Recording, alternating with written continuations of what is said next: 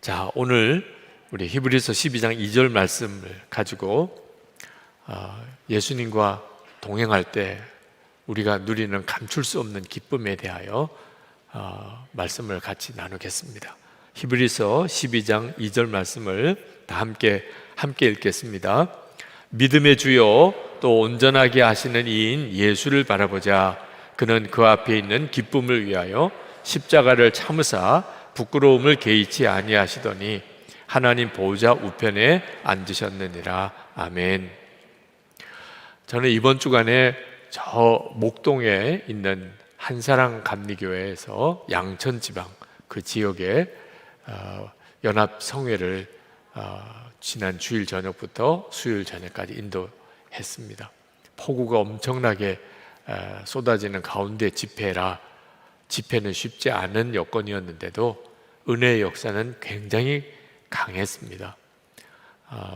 준비팀에서 저에게 사전 인터뷰를 오셨어요. 강사님이 영상으로 좀 인터뷰를 해서 교회마다 홍보도 하고 그러고 싶다고 오셨는데 그 연합성에 오시는 교인들에게 강사님이 꼭 부탁하실 게 혹시 있다면 뭐가 있겠습니까? 그렇게 물으시더라고요. 그래서 제가 즉시 대답을 드렸어요. 예수님의 이름으로 꼭 모이십시다. 그 부탁을 드렸습니다. 강사 이름으로 모이지도 말고 행사 이름으로 모이지도 말고 교회 이름으로, 담임 목사님 이름으로, 또는 부모님이나 가족이나 또는 아는 교인 이름으로 많은 분들이 이런 집회에 갈 때 그렇게 가요. 오늘 여러분들은 누구 이름으로 모이셨나요? 정직하게 마음으로 대답하세요. 오늘 도대체 여기 왜 오셨나요? 예수님의 이름으로 오셨나요? 주님이 말씀하셨어요. 약속하셨습니다. 마태복음 18장 20절에 두세 사람이 내 이름으로 모인 곳에 나도 그들 중에 있느니라. 우리가 예수님을 정말 만나고 주님의 임재를 경험하고 주님의 역사를 정말 경험하고 싶다면 말씀대로 해야 하는 겁니다. 여러분이 속회로 모이든 또는 교구 모임을 하든 또는 교우들끼리 동행일기 나눈 방에서 만나든 이제는 정말 철저하게 예수님의 이름으로 주님 때문에 주님을 사모해서 항상 초점이 예수님에게 그렇게 여러분이 모이시면 여러분의 공동체가 두세 사람의 작은 공동체라도 강력한 은혜를 경험해요. 은혜는 예수님이 주시는 거거든요. 그러니까 이 연합 집회가 잘못하면 지방 행사 때문에 모이고 또는 강사가 누구냐에 따라 모이고 담임 목사님이 가라고 그래서 모이고 이렇게 되기가 쉬워서 그동안에 집회는 하는데 은혜의 역사는 너무 적었어요. 왜냐하면 애초에 모이기를 그렇게 모였기 때문에. 그래서 꼭 부탁을 드렸습니다. 예수님의 이름으로 모이십시다. 그리고 네 번의 말씀을 저녁 집회 때마다 전했는데 초점은 예수님을 바라보자는 것이었어요. 첫 번째 날에는 항상 너희와 함께 계시겠다고 하는 주님의 약속을 정말 믿으시라. 이게 어떤 사명보다도 크다고 하는 사람. 두 번째는 말씀으로 예수님이 마음에 계신 것을 확인하시라. 체험으로 확인하는 게 아니고 말씀으로 확인하시라. 거기서부터 확신이 생겨요. 예수님은 내 안에 계시다. 세 번째는 이제는 예수님이 마음이 계신 걸 알았으면 나는 죽고 예수로 살아야 된다. 나는 죽었다는 게 분명히 고백이 되어야 새 생명으로, 예수님의 새 생명으로 사는 거거든요. 죽지도 않았는데 어떻게 새 생명으로 살아요? 그러니까 많은 성도들이 죽었습니까? 당신은 자아가 죽었습니까? 그러면 아주 귀엽게 안 죽었대요. 어린 애기나 도리도리 해야 이쁘지. 다 큰 어른들이 그것도 예수 믿는다면서 말씀은 분명히 우리는 예수님과 함께 죽었다고 성경은 기록됐는데도 난 안 죽었어요. 이러면 어떻게 하냐 말이에요. 안 죽으면 어떻게 새 생명이 있을 수 있어요. 그래서 분명히 내가 죽었음을 믿고 고백하시라. 그리고 정말 그렇게 고백을 했으면 이제부터는 예수님 안에 거하시라. 그 말씀을 드렸습니다. 그 말씀을 나누면서 하나님이 정말 모인 성도들을 말씀을 주시고 만져주시고 만나주시고 역사하셨어요. 어떤 분이 제 동일기 거기 컬럼에 그런 댓글을 다셨더라고요. 이번 집회에 참여하신 분이 양천지방 여름성회 인도하여 주신 목사님께 감사드립니다.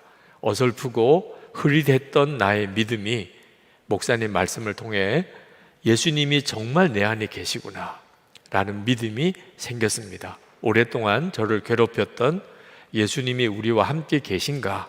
라는 질문에 대해 답을 얻었습니다. 이건 엄청난 일이에요. 성경에 있는 말씀이 믿어지는, 그러니까 믿고 싶은데 안 믿어지니까 문제인 거죠. 근데 믿어지니, 그러니 믿는 게 얼마나 쉬워요. 믿어지니, 그죠?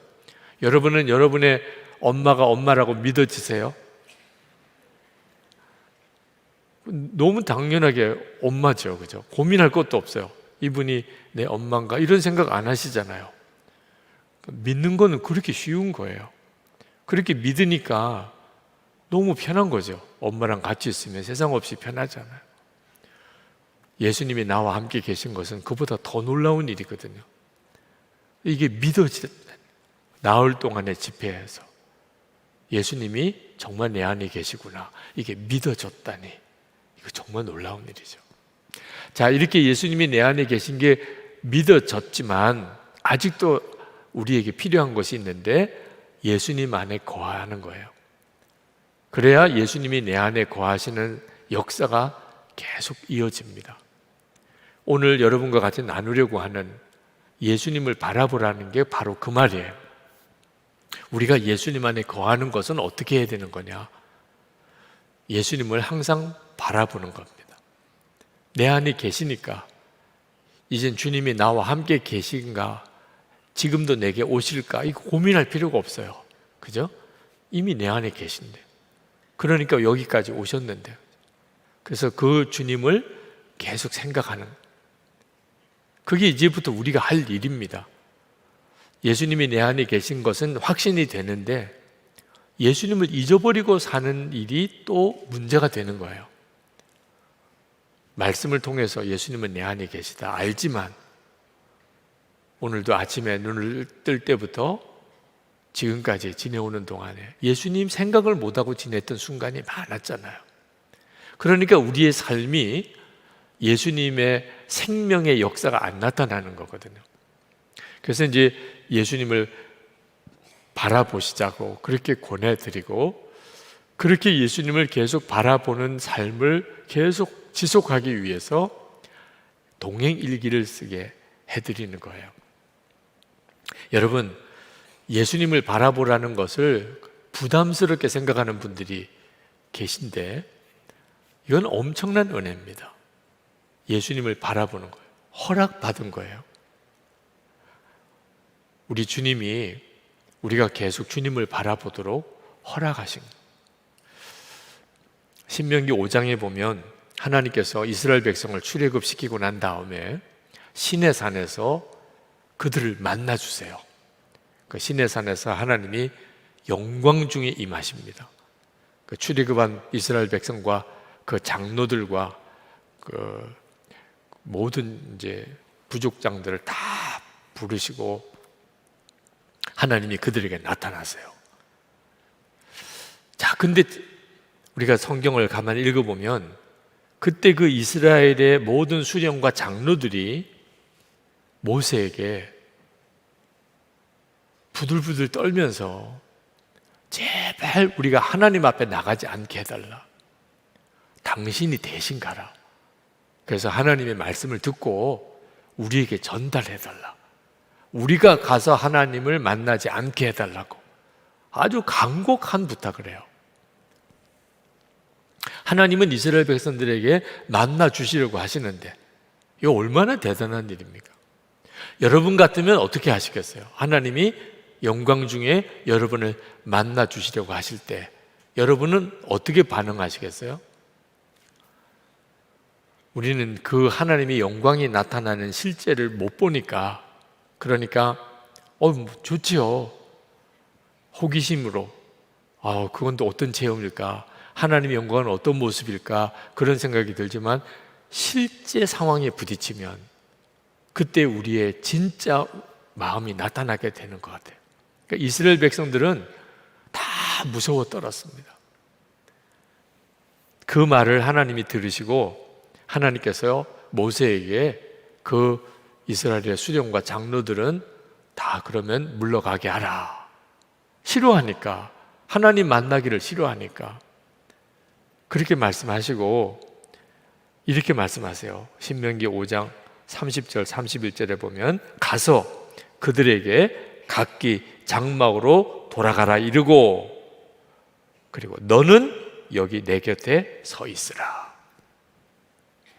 요 구절을 읽는데 그렇게 마음이 아프기도 하고 울컥하더라고요. 하나님의 진심을 읽는 것 같았어요.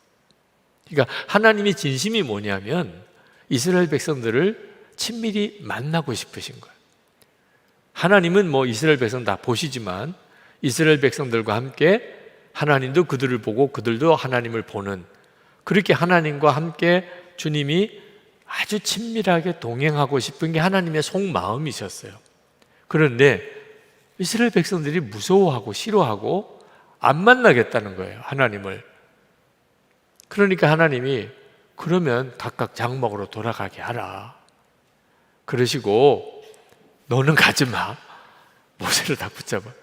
너 가지 마. 넌 나하고 같이 있어. 너라도 좀 나하고 같이 있어. 그 심정, 하나님이 얼마나 우리를 만나주시고 싶으시고 동행하고 싶어 하시는지 그게 확 느껴지더라고요.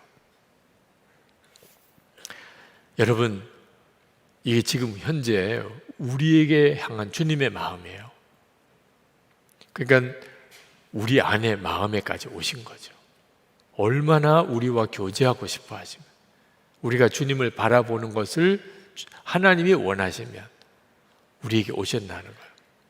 그런데 실제로 우리의 삶은 어떻죠? 생각도 안 하고 살 때가 너무 많은 거예요.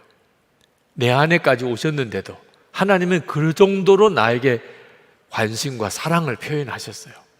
내 안에까지 오신.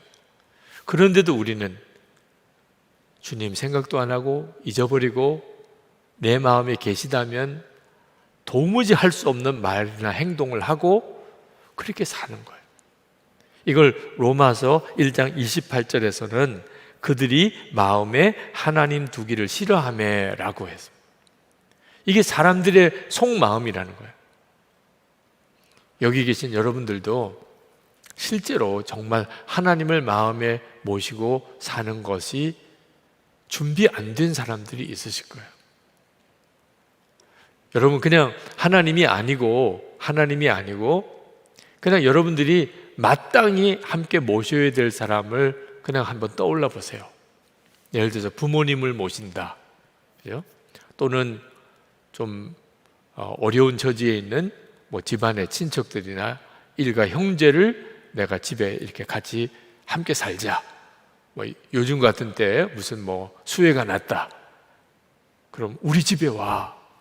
또는 여러분 교우들 중에 누가 어디에 어려운 일이 생겨서 큰 공경에 처했으면 우리 집에 와서 집 마련될 때까지 같이 지내면 되지요.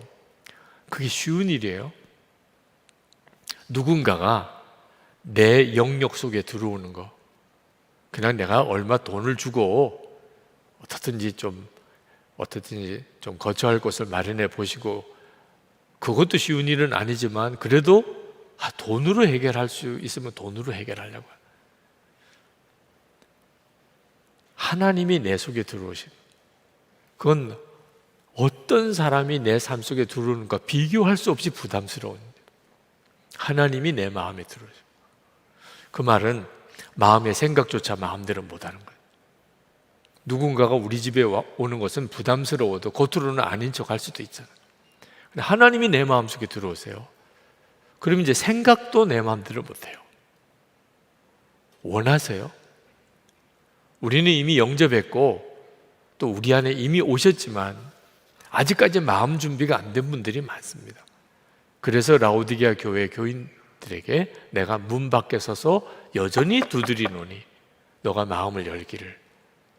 우리는 내 생각을 지난번 시간에도 말씀드렸지만 내 생각을 하나님께 복종시키는 것, 이것이 마음을 여는 거거든요. 영접한 거거든요. 근데 우리는 그 점에 대해서 아직도 헷갈려요. 마음이. 내가 마음의 생각까지 주님께 완전히 복종하리라. 그러면 영접한 게 맞아요. 그래서 주님이 내가 도무지 미워하는 사람 사랑해라. 그러면 아멘. 고쳐서 그 사람을 사랑한, 그 사람에게 양보해라, 기도해라, 감사해라. 내 마음의 생각 완전히 주님께 복종해요. 악한 영이 내게 생각으로 유혹을 해 들어오고 미혹할 때 즉시 대적해요. 사탄아 물러가라. 나는 너의 종 아니야. 내 생각이 자꾸 불끈 올라와요. 그러면 나는 죽었습니다. 주님, 저 유기성은 죽었습니다. 그러면 주님의 생각이 명확해져요. 이게 예수님을 영접한 사람이에요. 근데 아직도 많은 그리스도인들이 그 점이 명확하지가 않은 거예요. 마음에 솔직히 하나님을 모시기를 싫어하는 거예요. 세상 사람만 그런 게 아니고 예수를 믿고 있는 성도들도 실제로는 그런 상태. 이스라엘 백성의 장로와 수령들이 하나님을 뵙기를 싫어했어요. 그때 모세가 이렇게 말합니다. 출애굽기 20장 20절에 모세가 백성에게 이르되 두려워하지 말라. 하나님이 임하심은 너희를 시험하고 너희를 경외하여 범죄하지 않게 하려 하심이니라. 하나님 두려워하지 마. 실제로는 그들이 하나님의 영광을 멀리서나마 보는 순간에 극한 두려움에 사로잡혔어요. 이게 바로 무서워하는 종의 영을 가진 거죠. 하나님을 뵐수록 무서워요. 귀신이 그랬죠. 귀신도 하나님을 믿어요. 우리와 다른 것은 그들은 두려워 떤다는 거예요. 하나님의 존재가 두려움의 대상이에요. 우리는 하나님이 어떤 존재예요? 아버지세요. 물론 아버지에 대해서 안 좋은 기억이 있으신 분들도 있으실 거예요. 저는 저희 두 딸한테 항상 그 점이 늘 미안해요. 아버지에 대한 안 좋은 기억이 있을까 봐. 아버지, 육신의 아버지와 하나님 아버지는 완전히 다른 존재세요. 진짜 완벽한 사랑의 하나님이죠. 이 모세가 자기는 하나님과 대면하여 교제하는 그런 영적인 상태에 있으니까 두려워하지 마. 하나님을. 하나님이 무서운 것은 딱 하나 때문입니다. 죄 짓느냐 안 짓느냐는 것과 관련이 있어요. 그러니까 하나님이 너희들을 가까이 하려고 하시면 너희로 하여금 죄를 짓지 않게 하려고 하시며, 그거 하나가 걸리는 거야. 그러니까 여러분 중에 나 진짜 죄 짓기 싫어요. 나 정말 죄 짓기 싫다고. 하나님 아무리 노력해도 또 죄 짓고 또 죄 짓게 되는데 나 좀 죄 안 짓게 해주세요. 이런 분들은 하나님을 대면해 보는 것이 하나도 문제가 안 돼요. 왜? 하나님을 뵈면 그게 해결되니까. 주님을 바라보는 눈이 뜨이는데 죄 지을 사람은 없어요. 그런데 솔직히 죄가 좋아. 이거 끊어버리면 무슨 낙으로 사나? 이런 생각이 막 드는 분들. 세상도 재밌는 거 많던데 이거 계속 마음에 하나님 모시고 살면 나도 또 저 유기성 목사 같이 되는 거 아니야? 이런 이상한 생각 하시는 분들. 이런 분들은 이 이스라엘의 장로와 수령처럼 하게 된다니까. 당신이 만나고 말만 전해주세요. 하나님이 무슨 말 하셨는지. 마음으로는 하나님을 원하지 않아요. 내 마음대로 못 살까 봐. 내가 원하는 거 못하게 하실까 봐, 이제는 완전히 매여 살게 될까 봐. 자, 이런 정말 어리석은 생각을 하고 여전히 있는 사람은 주님을 바라보는 일이 전혀 기쁨이 아니고 부담인 거예요. 그러니까 주님을 바라보는 눈이 뜨이는 것은 하나님이 우리에게 주신 말할 수 없는 은혜입니다. 허락해 주신 은혜예요. 그럼에도 불구하고 주님을 바라보라는 것으로 인하여 주저하고 힘들다고 생각하고, 왜 이렇게 귀찮은 걸 하라고 그러나, 이렇게 생각하는 분들, 오늘 여러분의 마음의 심령을 주님 앞에 정직하게 내놓고 주님이 주시는 은혜에 눈이 열리게 되기를 축복합니다. 눈이 열리지 않아서 그런 거예요. 제가 2009년에 한 달 동안의 안식월을 제주도에서 가질 때, 그때 제 아내와 함께 매일 일기를 쓰면서 주님을 생각해 보는 한 달을 가져보았습니다. 교회에서 한 달 안식월을 주는데 어떻게 한 달을 쓰면 좋을까? 그때 프랭크 루박 선교사님의 책을 통하여 일기를 쓰면서 주님을 늘 생각하는 것을 이렇게 점검하는 그 생활에 대해서 도전을 받았습니다. 그래서 우리 한 달 동안 한번 그렇게 해봅시다. 그렇게 한 달 동안 그 일기를 썼던 그 경험이 사실 지금 동행 일기 사역이 된 건데요. 그때 정말 놀라운 은혜를 받았어요. 주님을 이렇게 한 달 동안을 생각하고 바라보면서 제 마음속에 초조함, 두려움, 염려, 아쉬움, 그게 내 마음에서 다 사라지는 거예요. 주님을 바라보는 눈이 점점 분명해지는 것과 같이 가는 거예요. 이제는 정말 혼자 살아도 되겠다. 이제는 은퇴해도 상관이 없겠다. 그전에는 이런저런 여러 조건들이 있어야 내가 살아갈 수 있을 줄 알았는데 예수님 한 분이면 충분하다. 이건 굉장히 놀라운 확신이잖아요. 예수님이 내 마음에 계신 게 믿어지는 은혜가. 그 안식일 끝나고 돌아와서 이제 교회 사역을 이렇게 하는데, 이제 다시 분주하게 설교 준비도 해야 되고, 또 교회 회의도 하고, 또 신방도 하고, 그런 교회 사역을 돌아와 하다 보니까 주님을 계속 아침부터 저녁까지 바라보고 사는 일에 어려움이 생겨요. 그러니까 주님을 잊어버리고 지내는 시간이 많아지기 시작하니까 다시 짜증도 일어나기도 하고, 어떤 때는 화도 나고, 어떤 때는 염려도 오고, 그렇게 되더라고요. 그래서 제 마음속에 또 안식월 또 가야 되겠다, 그런 생각이 들더라고요. 이렇게 돌아오니까 다 심령이 메마르고 힘드네. 그러면 한 달에 한 번씩 이렇게 좀 안식월을 좀 가면 좋겠다. 언제쯤 또 갈 수 있을까? 이런 생각을 하고 있더라고요.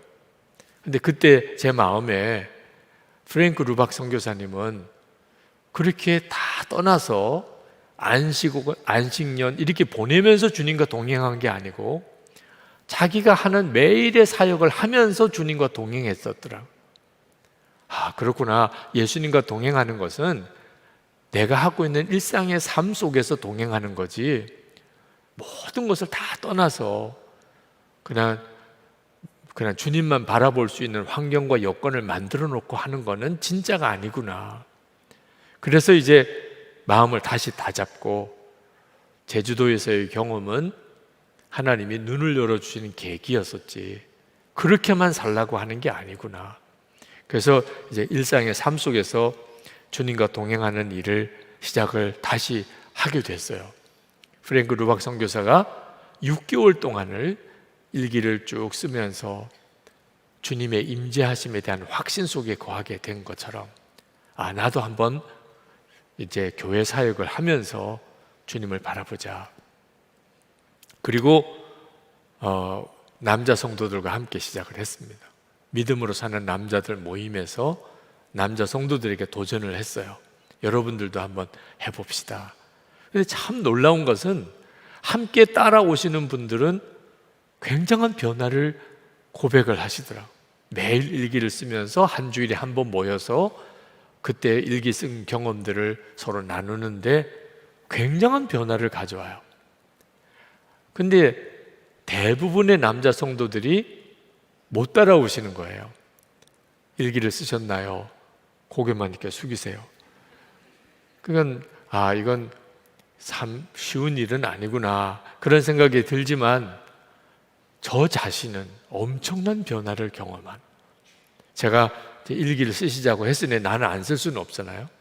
몇 분이라도 쓰시는 분들하고 계속 꾸준히 제가 그 모임을 이끌어 가다 보니까 제가 한 달이 지나고 석 달이 지나고 6개월이 지나고 1년이 지나고 저 자신에게는 지금까지 제가 목사로서 주의 일을 한다고 그동안 해왔지만 이전에 경험해 보지 못한 엄청난 변화를 그때 경험을 했어요.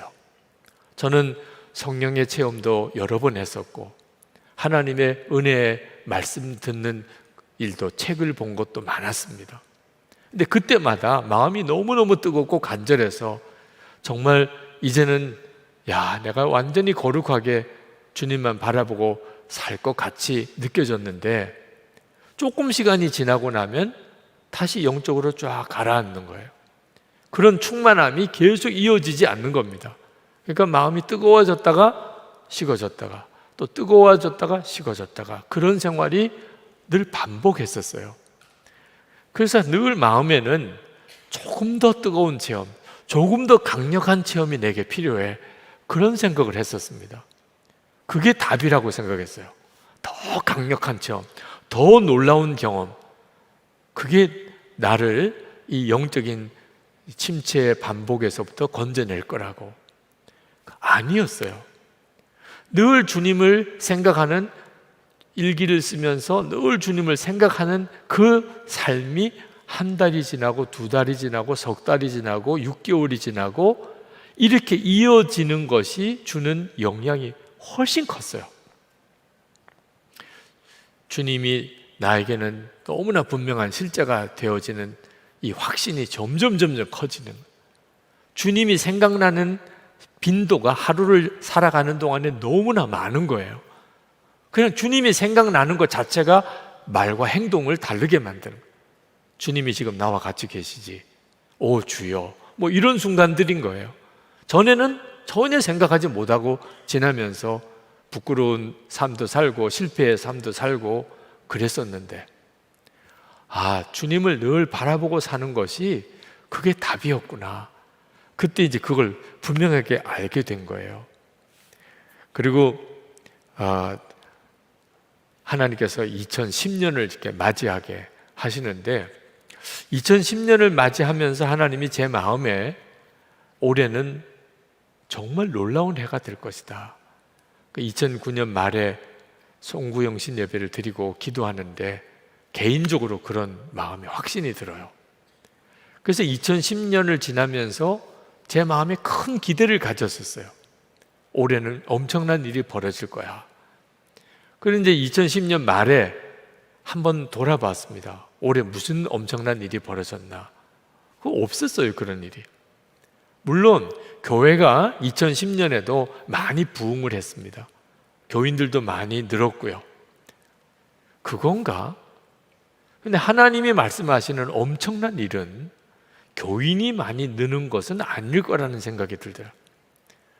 하나님이 교인을 많이 늘게, 교족부의 교인이 늘게 하는 일은 그건 그 자체로서는 참 감사한 일이긴 하지만, 하나님이 애초에 이런 교세를 증가시키는 일을 위해서 제 마음에 소원을 주신 것이 아니었거든요. 실제로 교세가 많아지게 되면서부터 교회는 여러 가지 많은 문제들도 가져오게 됐어요. 그래서 그때 시작한 것이 분리개척입니다. 우리 교회가 계속 우리 교회 교인 수가 많이 늘어나서는 안 된다. 그래서 주차장 건축을 중단하고 그 계획을 세웠다가 분리개척을 합시다. 그래서 이제 그때부터 분리개척을 시작을 하게 된 계기도 됐고요. 자, 그렇다면 무슨 놀라운 일이 벌어진 건가? 그때 깨닫게 된 것이 제가 변한 거예요. 제가 주님을 이렇게 계속 바라보면서 1년 동안을 그렇게 살면서 사람은 바뀐다. 그전에는 사람은 진짜 변할까? 그 점에 대해서 확신이 없었어요. 오히려 마음에 안 변하는 거야. 사람은 안 변해. 그 생각이 더 강했습니다. 그런데 2010년에 그 생각이 바뀌었어요. 사람은 바뀐다. 그래서 사람은 변한다는 제목의 책도 나왔었죠. 그 시리즈의 설교를 하고. 그런 확신을 갖게 된 이유가 저 자신이에요. 저 자신이 변했다고 느껴지니까. 그건 자기가 알잖아요. 내가 변했는지 안 변했는지를. 전에는 나는 안 변하나 봐. 나는 어쩔 수 없나 봐. 그런 내적인 좌절이 있었거든요. 그런데 주님을 바라보는 일을 힘쓰고 그걸 매일 일기를 쓰면서 저 자신이 달라졌다고 그런 느낌이 와요. 이건 정말 놀랍잖아요. 그래서 사람은 바뀐다. 주님 바라보는 눈이 열리는 것이 문제지, 주님 바라보는 눈이 뜨이면 누구나 안 바뀔 수가 없다. 그래서 2010년 마지막 송구영신 기도회를 시작하면서 온 교우들에게 동행일기를 쓰시라고. 그래서 2011년부터 예수 동행일기를 온 교우들이 쓰시게 된 거예요. 여러분들이 지금 엄청 고생하는 그 일을 그렇게 시작을 한 겁니다. 제가 이 말씀을 여러분에게 드리는 이유는 이 일이 하나님이 하시는 일인가 하는 것에 대하여 여러분에게 분명하게 좀 고백을 드리고 싶은 거예요. 그냥 제가 한번 즉흥적으로 일기라도 한번 써볼까? 교인 괴롭히는 게 취미라 일기 쓰게 해서 좀 괴롭게 해볼까? 그런 뜻으로 한 게 아니라는 겁니다. 저 자신이 주님을 바라보는 눈이 그렇게 열리게 되는 것을 알게 되고, 이게 주님 안에 거하는 삶이구나. 그리고 이 변화가 교인들에게도 얼마든지 가능하겠구나. 그래서 동행일기를 쓰게 된 거예요. 예수님을 바라보는 눈이 열리는 것은 어느 한순간의 체험으로 오기보다 한번 체험이 오면 눈이 번쩍 뜨이기는 해요. 살아계시구나. 지금도 만약에 정말 죽은 자가 살아나거나 또는 목발 짚고 오신 분이 그냥 목발을 다 던지고 뛰어가면 하나님이 계시구나. 진짜 하나님이 역사하시는구나. 다 그런 느낌이시겠죠. 근데 문제는 집에 가서는 그런 느낌이 안 든다는 거예요. 교회 와서는 하나님이 계신 것 같아요. 근데 여러분이 집에 가서는 하나님이 여기는 안 계신 것 같아요. 그럼 맨 사실 교회로만 모여야 되잖아요. 하나님을 만나려면, 하나님을 체험하려면 계속 이런 집회 현장에만 와야 되니 그 신앙생활이 정상입니까? 진짜 하나님이 계신 것이 믿어지면 집에 가서도 믿어져야죠. 직장 가서도 믿어져야죠. 운전할 때도 믿어져야죠. 이 믿음은 언제 생기는 거죠? 기적을 보고 믿어지는 게 아니라는 거예요. 여러분이 꾸준히 주님을 바라보는 일을 계속해 나가는 동안에 여러분 안에 주님이 함께 계심이 너무나 분명하게 믿어지는 역사가 일어나게 돼요. 그래서 매일 주님과 동행하는 일이 중요하다고 깨달은 거예요. 여러분, 도무지 죄를 이기지 못하는 분, 해결의 길은 그것밖에 없어요. 예수님이 여러분과 함께 계신 것이 정말 믿어지는 순간에 이제는 죄는 끝이에요. 어떻게 더 죄를 지어요?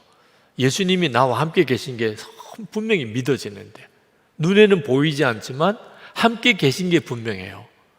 여러분 지금 이렇게 모인 자리에서 죄 안 짓잖아요. 그죠? 짓는 분이 또 계신가요? 음란물을 여기서 볼 수 없잖아요. 왜? 옆에 있는 사람들 때문이에요. 다 옆에 있는 사람들 때문에. 권사님 뭐 봐요? 이럴 때 기겁하잖아요. 그죠? 그러니까 절대 안 돼.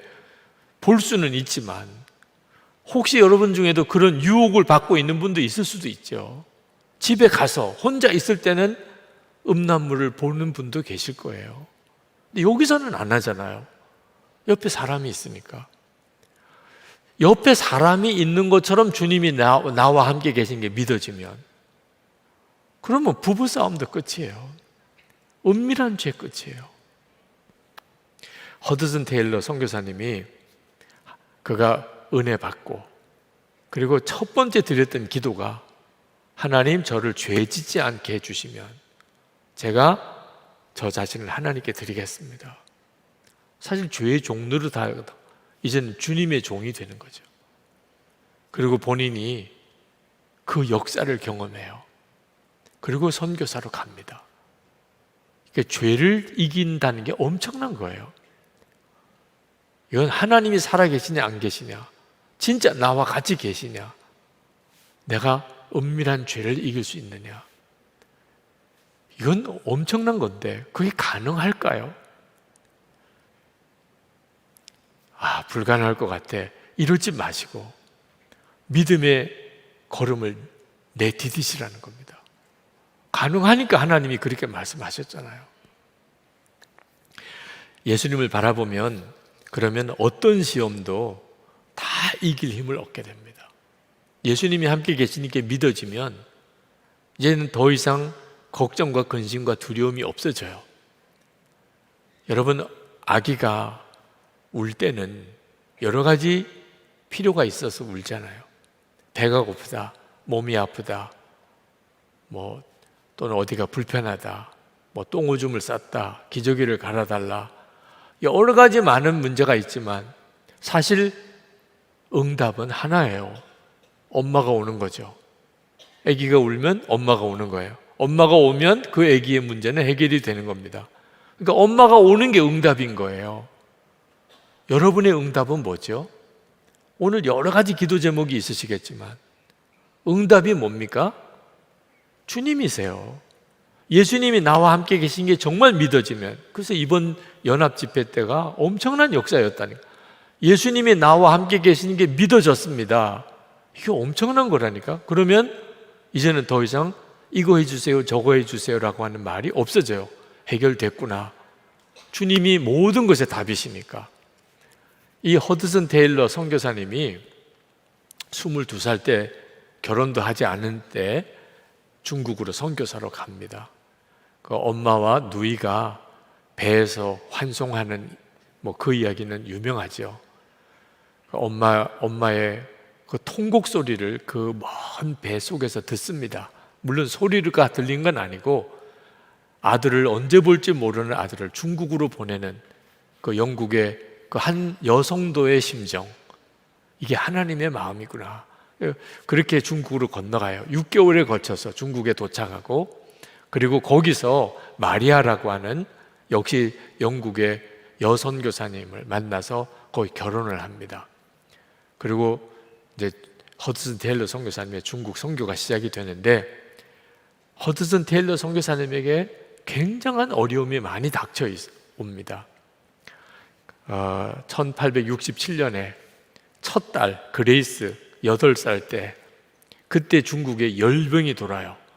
유행병이. 아마 요즘과 같은 코로나였는지도 모릅니다. 하여튼 고열로 시달리는 전염병이 도는데 그레이스라고 하는 8살 된 딸이 열병에 걸려 죽습니다. 하나님 앞에 그렇게 기도했는데 하나님이 불러가세요. 그걸로 끝나면 좋은데 그 다음에 사무엘이라고 하는 5살 난 아들이 또 열병에 걸려요. 하나님, 이 아들은 안 됩니다. 그런데 하나님 또 불러가세요. 그런데 이제 태어난 지 13일 된 노엘이 열병에 걸려요. 이건 정말 기가 막힌 거죠. 그 하나님이 결국 불러가요. 그게 끝이 아니고 아내 마리아가 열병에 걸려요. 결국 마리아도 죽습니다. 당신을 사랑해요. 천국에서 다시 만나요. 그 마지막 말을 남기고 아내가 죽습니다.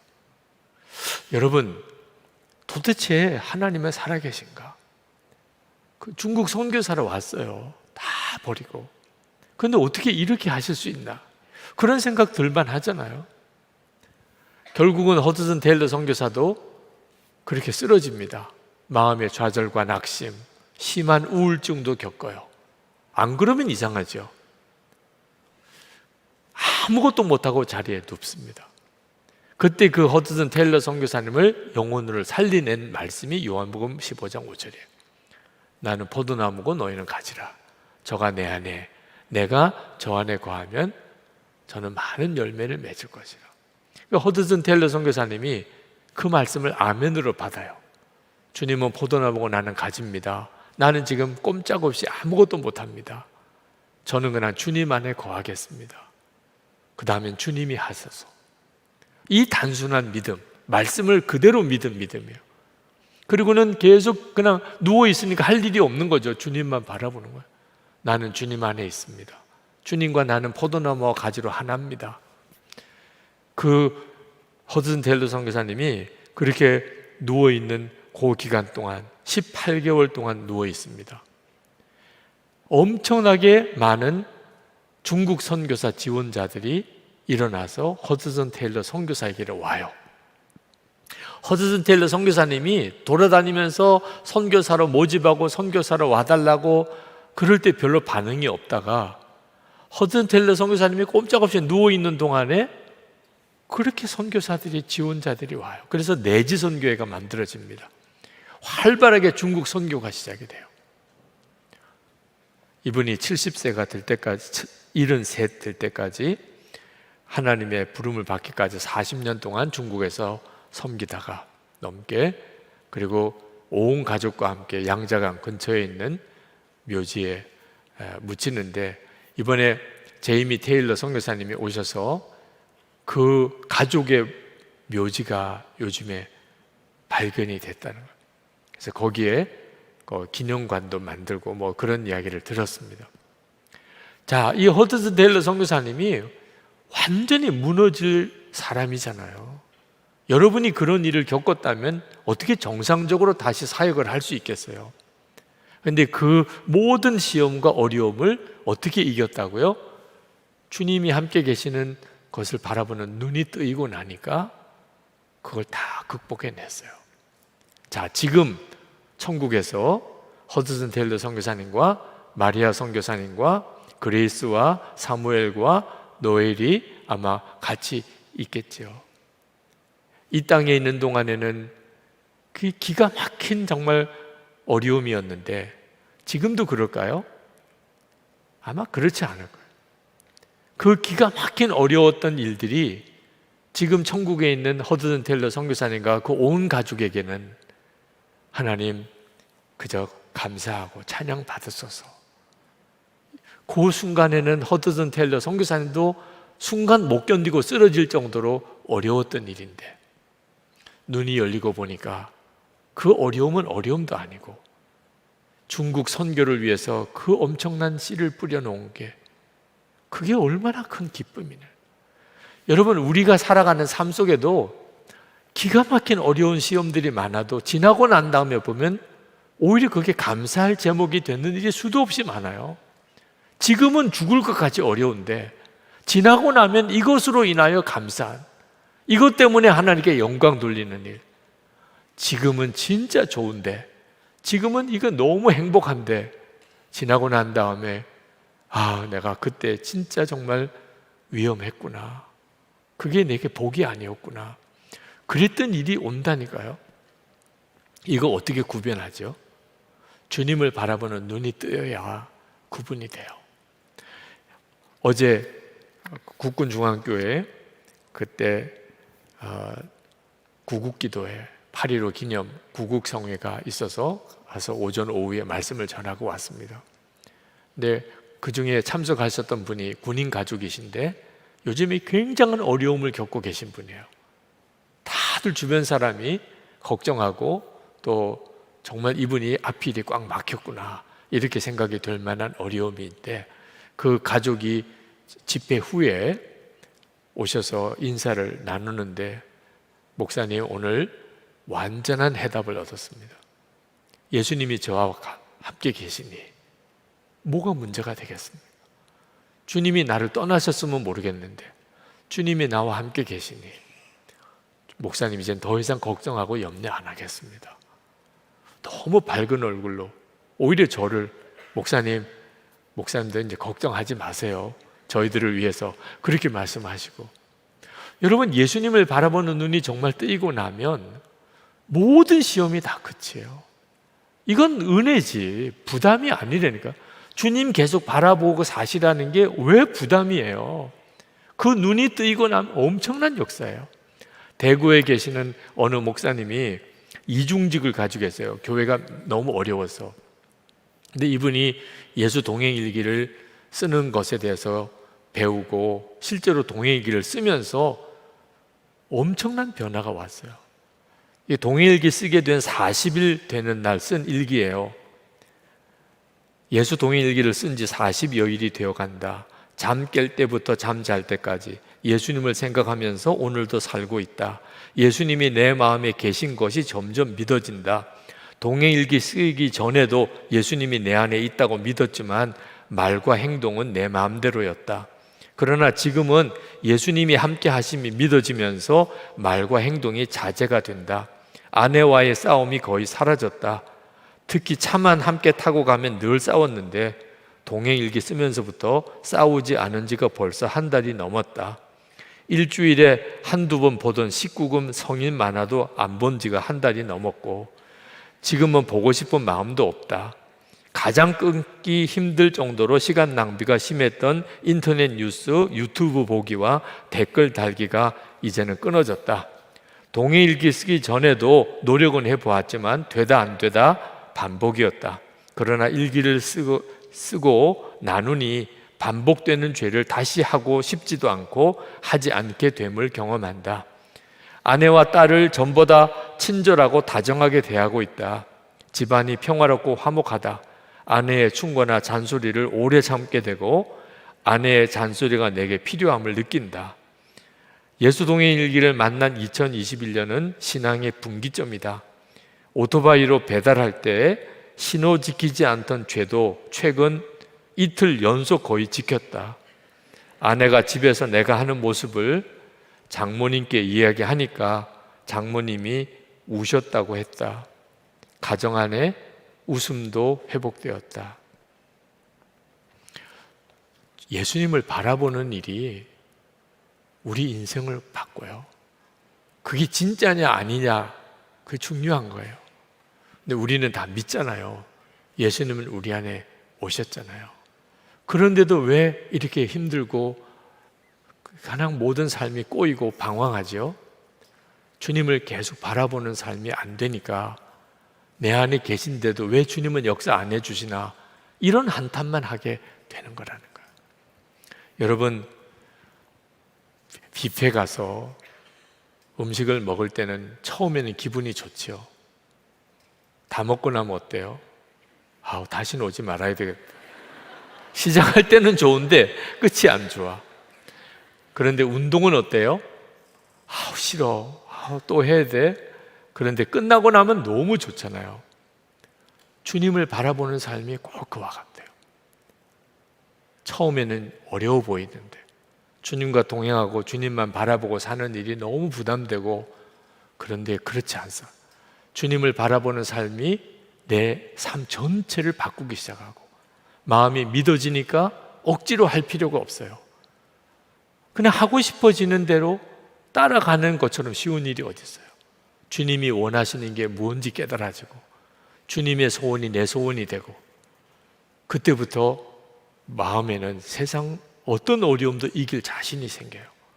다윗이 골리앗 앞에 섰을 때 괜히 가진 마음이 아니에요.